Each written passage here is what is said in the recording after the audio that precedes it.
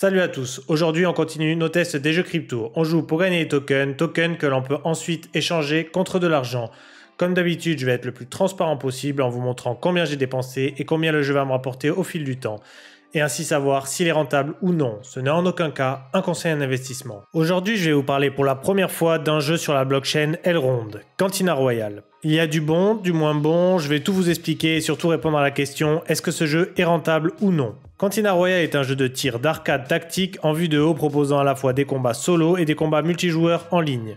D'après le white paper, leur ambition est d'offrir une expérience de jeu unique avec des ressources de jeu distinctes, un gameplay dynamique et des opportunités de gagner en entrant dans le monde des batailles galactiques. Avec un peu de recul, je ne suis pas sûr qu'ils aient tenu toutes leurs promesses pour l'instant, mais on y reviendra. Pour vous mettre un peu dans l'ambiance, la cantina est l'endroit où toutes les races peuvent se rassembler, boire à leur guise et mener des affaires et des stratagèmes peu recommandables. Trouvez votre compagnon de beuverie parmi les chasseurs de primes, les contrebandiers, les pirates de l'espace et les mercenaires, ou tentez votre chance sur le ring en affrontant les plus redoutables concurrents de la Battle Royale. Dans la vaste obscurité de l'espace, seuls les plus forts s'en sortent. Si le scénario est vite accrocheur sur le white paper, on ne ressent absolument aucun élément de scénario en lançant le jeu. Au programme, plusieurs modes de jeu. Le Free for All, le seul dispo actuellement, dans lequel 4 joueurs s'affrontent, le premier à 10 kills a gagné. Le 1v1 avec, je suppose, les mêmes conditions sauf que c'est du 1 contre 1. Le Team Deathmatch jouable en 4 vs 4. L'objectif d'équipe, dans lequel, comme son nom l'indique, les équipes devront résoudre différents objectifs pour l'emporter. Et le Battle Royale avec 50 joueurs. Et croyez-moi que déjà à 4 ça castagne, donc à 50 ça doit être du grand délire. En parallèle, il y aura également une partie PvE avec des missions à réaliser en solo ou en coop pour ramasser un peu de tokens. Au niveau des armes, on retrouve 5 classes d'armes, pas la peine que je les énumère, tout s'affiche à l'écran. Je ne vais pas passer par 4 chemins, le jeu est clairement un pay to win.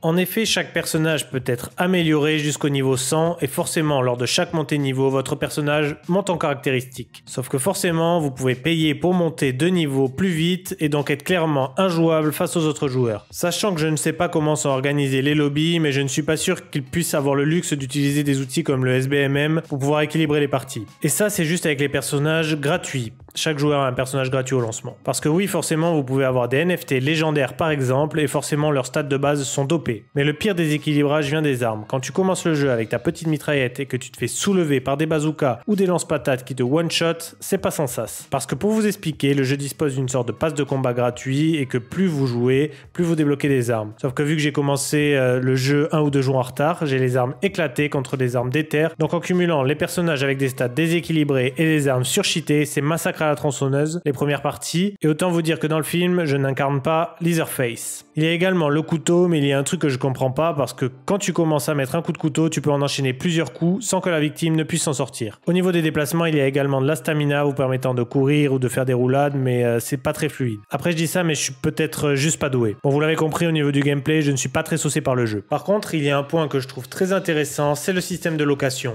Évidemment, avec votre personnage gratuit, vous ne pouvez gagner que de l'expérience et des points pour débloquer des coffres, mais pas de couronne, comme ils appellent ça. Dans les coffres, vous allez retrouver des items pour booster votre personnage, son XP, ses caractéristiques, mais aussi parfois des contrats pour pouvoir faire plus de games par jour. Pour gagner des tokens, donc, il vous faudra un NFT que vous pouvez retrouver sur la marketplace associée, sachant que le moins cher vaut 3,15 EGLD, soit 191 $. Sachant que c'est évidemment celui avec les moins bonnes caractéristiques. Donc je reviens à mon système de location. En gros, avec un personnage gratuit, vous allez pouvoir farmer des points d'honneur, ceux du pass de combat. Une fois les 75 atteints, vous avez la possibilité de louer le NFT d'un propriétaire. J'ai testé et j'ai donc un NFT aléatoire. Je ne sais pas vraiment si c'est aléatoire d'ailleurs ou s'il y a des caractéristiques de joueurs que le possesseur de NFT peut choisir. Toujours est-il que j'ai personnellement reçu un NFT éclaté, donc la tronçonneuse is back. Mais au moins, je peux attester de la rentabilité d'un NFT bronze. Pour info, le locataire ne paye rien et reçoit la moitié des récompenses de couronne gagnées pendant une partie. Par contre, il ne peut pas utiliser les gemmes pour augmenter les caractéristiques des personnages. Donc au niveau de la rentabilité, il est important de savoir que 100 couronnes dans le jeu équivalent à 1 CRT et que 1 CRT vaut 10 centimes. Il est aussi important de savoir qu'une game coûte une énergie et qu'une énergie remonte en 1 heure. Donc sur une journée classique, on va dire qu'on part sur 10 heures, soit 10 parties par jour sans tryhard au pixel le timing. Sachant que sur les games que j'ai testés, on peut gagner 2 couronnes en étant dernier et 39 en étant premier. J'ai calculé sur la moyenne d'une journée un résultat de 22 couronnes, sachant que je suis, je pense, ni spécialement bon ni spécialement mauvais. Donc sur 10 matchs, 220 couronnes, soit 22 centimes par jour, soit 6,60 $ par mois. À titre indicatif, si vous faites full win, vous gagnez 11,70 $. Ça c'est le minimum que vous pouvez emporter, car je le rappelle que pour le test, j'ai eu un NFT bronze, soit le plus faible taux de rendement. seulement. Avec un NFT légendaire, c'est sûrement bien mieux. J'ai oublié de préciser, mais toutes les 24 heures, vous allez pouvoir louer un NFT différent parce que les contrats de location durent seulement 24 heures. Donc pour répondre à la question de la rentabilité, le jeu est largement rentable parce que vous pouvez gagner de l'oseille en investissant zéro. Vraiment, ce système de location hyper simple d'utilisation est vraiment cool pour les joueurs frileux. Du côté des propriétaires de NFT, c'est par contre un peu différent. Partons du principe que j'achète le plus naze NFT pour 191 $, sachant qu'avec la location, je donne la moitié de mes récompenses aux propriétaires. On peut donc dire qu'il suffit de doubler mes précédents calculs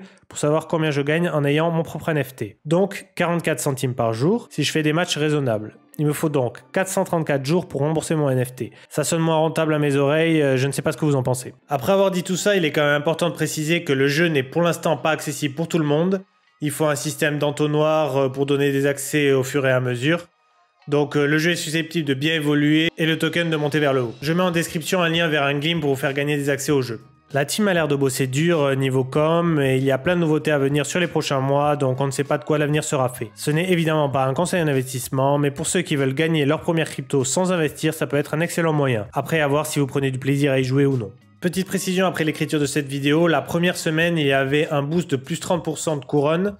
Et je n'ai pas réussi tous les jours à louer un NFT, donc prenez-le en compte avant de vous lancer. Pour celles et ceux qui me suivent depuis le début, je mettais avant à la fin de chaque vidéo un tableau Excel avec mes bénéfices. J'ai un peu perdu l'habitude de le mettre à jour, donc on va recommencer le processus pour que vous puissiez voir un peu si les play to earn du moment sont rentables ou non. On pourra reparler de l'ancien à l'occasion, qui avait d'ailleurs fini largement dans le positif. Mais on va en faire un nouveau tout propre pour les nouveaux arrivants de la chaîne avec mes derniers investissements. Je vous ferai sûrement une vidéo courte dédiée, comme ça vous avez un résumé complet de mes investissements encore en cours. J'aimerais vous dire que le play to earn n'est pas mort, qu'il est toujours possible de faire de l'argent, c'est plus maintenant basé sur du tryhard que sur du Ponzi et ça c'est vraiment cool. Ça reste toujours pas évident d'éviter les mines, donc j'essaie de prendre le temps d'étudier chaque projet avant de me lancer. Place maintenant au tirage au sort de la vidéo précédente. Le gagnant du NFT Mouse Hunt s'affiche sur l'écran, donc GG à toi et n'hésite pas à m'envoyer un message en commentaire avec ton wallet que je t'envoie ça. Pour les autres, en commentant la vidéo d'aujourd'hui, je vais sélectionner un commentaire qui gagnera un NFT du jeu Game of Block. Le gagnant sera annoncé sur la prochaine vidéo. J'espère que cette vidéo vous a plu, n'hésitez pas à liker, à commenter,